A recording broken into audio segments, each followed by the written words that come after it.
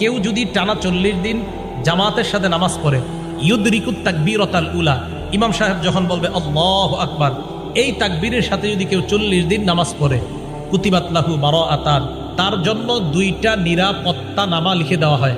1 number বারাআতুম মিন নিফাক, মুনাফিকের খাতা থেকে তার নামটা কেটে দেওয়া হয়। 2 নাম্বার বারাআতুম মিনান নার, জাহান্নাম থেকে তার নামটা কেটে দেওয়া হয়।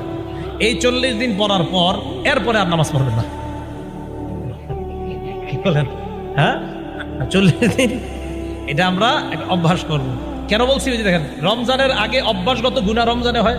40 দিন যখন আমাদের নামাজ হবে, এই অভ্যাসগত নামাজটা ইনশাআল্লাহ আগামী 11 মাস করতে পারবো।